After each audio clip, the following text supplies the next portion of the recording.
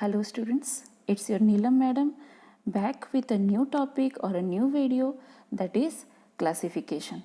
So in our today's video we'll talk about the kingdom classification. It is a very new topic for you, so listen the video carefully. We will discuss about classification and it will be very interesting. Learn it carefully and listen it.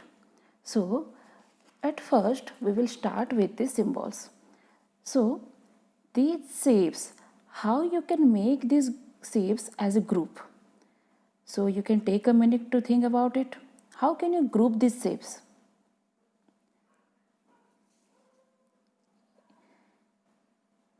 Yeah, just think of it. Well, the first simplest way to make the group is by its shapes, like all the triangles in one group, pentagons in one, circles in one, and squares in one group. So we can arrange them according to their shapes. Okay, this is one method of grouping. So another method we can do, we can also classify them by their colors. So here we can classify as blue, red and green. Okay, according to their color we can arrange. So again we can go by their size or shape, like larger shape in one group and smaller size in another group.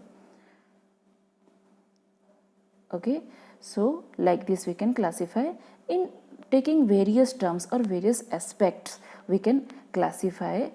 Here only I am giving you one example of this symbol. Okay, related to this we will discuss about classification. So what is classification? It is putting things into groups.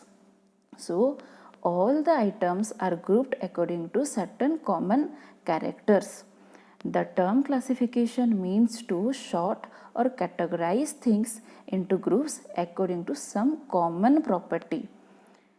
All the plants and animals are widely distributed on land and water. There are also many organisms, or we can call it as microorganisms, found in atmosphere. Bacteria are present in very hot or cold climate. Without any system, it is very difficult to study these animals. So several criteria have been taken into consideration for the classification system. So if we will talk about the advantages of classification, as I said students, large number and varieties of plants and animals and microorganisms are distributed all over the world. So it is very difficult to identify them from such a large group. So in such case, classification plays an important role in identifying these organisms. So we can see here, by using classification, living organisms of similar characters can be grouped and studied at similar time. It is one advantage. Identification and naming our organism also very easier. It provides also collection and preservation of organism. It shows relationship between different organisms and all. So living beings can be classified based on three categories: habits, habitats and mode of reproduction, and also there are some others also. So here students, you can see taxonomical hierarchy. This is a very important topic, listen it carefully. So what is taxonomy? Taxonomy is classification and grouping of living organisms. We call it as what? Taxonomy. So after classifying organisms basing on their similarities and dissimilarities, we need to put them in certain levels or ranks, okay, which makes the term taxonomical hierarchy. You can see here taxonomical hierarchy. Remember, taxonomy is grouping living organism into different ranks, or we can call it as taxonomy is the science that deals with classification. Okay, we will classify and then we will make it in different ranks. So you can see here, kingdom is the broader group in this hierarchy and species is the smallest group in the hierarchy. Okay, so let's start from the species. What is species? Species is, it is a group of similar organism that can reproduce among themselves. Okay, I am giving you a short example. Let us take an example of hibiscus plant and rose plant. Both are flowers, but can we grow a rose flower in a hibiscus plant? No. But can we grow a hibiscus flower in a rose plant? No, because they are not from the similar species. So species means organism, they must can reproduce among themselves. That kind of organism only we can put in species. Okay, so species is in the lowest group. So the combination of species, we call it a genus. Okay, some genus combine to form family, then order, then class, then phylum, and then kingdom. Okay, so this is the taxonomical hierarchy from species to kingdom. Now come to the second topic, bionomial naming. What is bionomial naming? A scientist called Linus first started bionomial naming. So he introduced this according to the names. Okay, so if we will talk about bionomial naming, according to this system, every organism is assigned with two names. We call it a generic name and specific name. The first name is genus, begin with capital letter, and the second name is species, begin with small letter. And there are also some criteria to write these names, like both the names are mostly written in italic form, and if you cannot write it in italic form, then you can underline the words separately, means separately you can underline the genus name and species name. Here let's take an example. What is the binomial name of humans? About us, the binomial name of human is Homo sapiens. Homo is the genus name and sapiens is the species name. Okay, so other example also we can take, it is in our book. So now come to some historical part. So here we will talk about Aristotle. He is also known as the father of biology. He made the first attempt to classify living being based on the type of body and mode of reproduction, and also presence and absence of RBC, red blood cell. Then Theophragtus, another scientist, he also classified plants on the basis of their sizes, but it got a major drawback. Okay, we cannot put organism according to their size. For example, we can take birds and insects. They both have wings, but we cannot group them in a single group.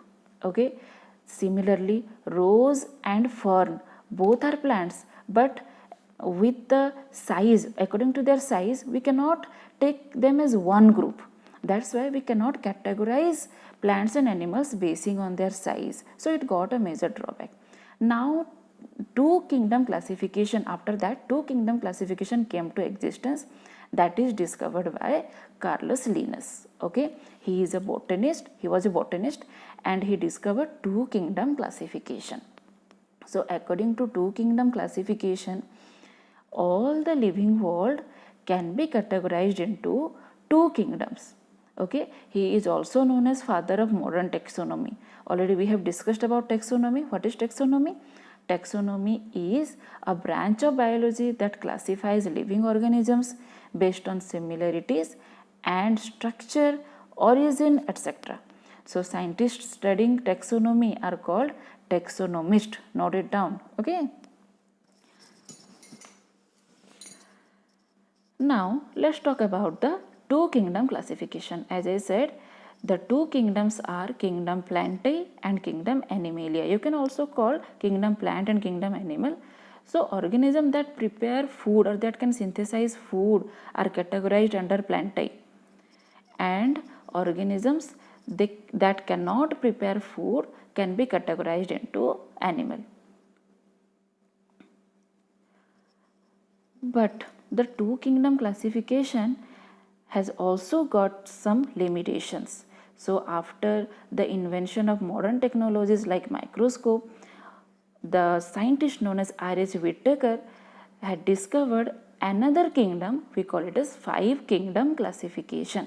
So he classified organisms basing on the cellular organization, cell structure, and mode of nutrition. So now let's talk about the 5 kingdom classification. So as I said already, classification means grouping of organisms. So here we will talk about what are the 5 kingdoms that R.H. Whittaker had discovered. Before that, let me little bit talk about the Linus system. Already I told Carlos Linus had discovered 2 kingdom classification. So according to 2 kingdom classification, there were 2 groups. What are the groups?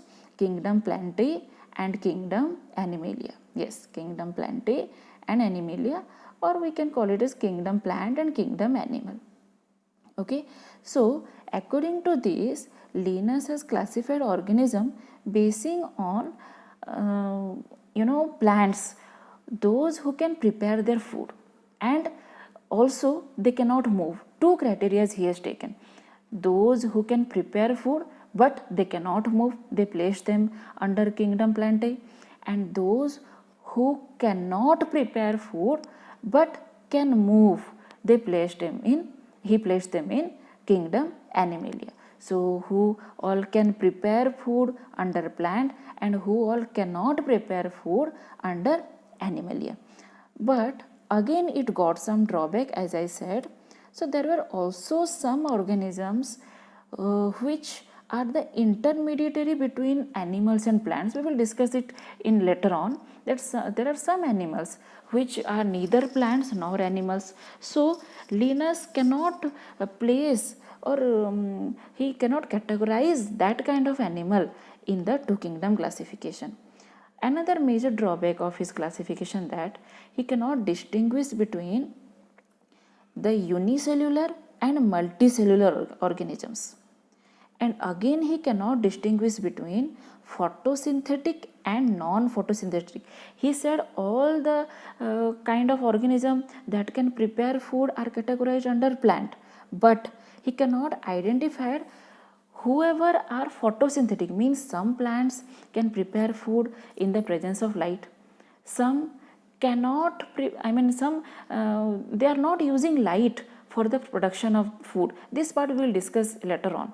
Okay, just now, for now, remember that some plants are photosynthetic and some are non-photosynthetic. So these are some disadvantages of 2 kingdom classification. So for that, Whittaker had developed 5 kingdom classification in 1969. R.H. Whittaker in 1969. So according to 5 kingdom classification, he categorized the living world. Okay, the kingdom we can also call it as living world. He categorized the living world into Kingdom Monera, Kingdom Protista, Kingdom Fungi or Fungi, whatever you said, Kingdom Plantae and Kingdom Animalia. So broadly we will discuss all these one by one. So before that, let me talk that basing on what criteria R.H. Whittaker had discovered this 5 kingdom classification. The first criteria is complexity of cell structure. Okay, so what is complexity of cell structure? According to this, animals can be of, or organisms can be of prokaryote or eukaryote. What is prokaryote? Already we have discussed about cell, and you all know that inside a cell, nucleus is a major organelle present inside a cell. So in some organisms, the nuclear material like the chromatins, they are not bounded with the nuclear membrane. But in some organisms, chromatins are bounded with nuclear membrane. Already we have discussed it in class 6th portion. So the kind of organism, those who don't have a nuclear membrane, we call them as prokaryotic organism, and the organism, those who have proper nuclear membrane, we call them as eukaryotic. So prokaryotic means, pro means primitive, okay, means lower grade of organism.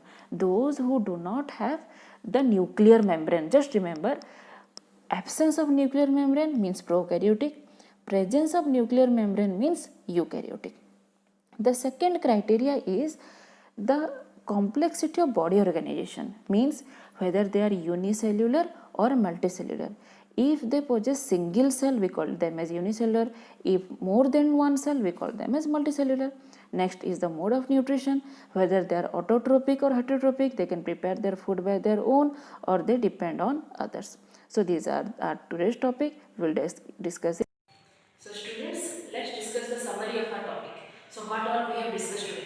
So today we have discussed about classification. So what is classification? Classification is the process of putting organisms in groups. Okay, already we have discussed about that. When we put organisms in different groups depending upon certain criteria, we call it as classification.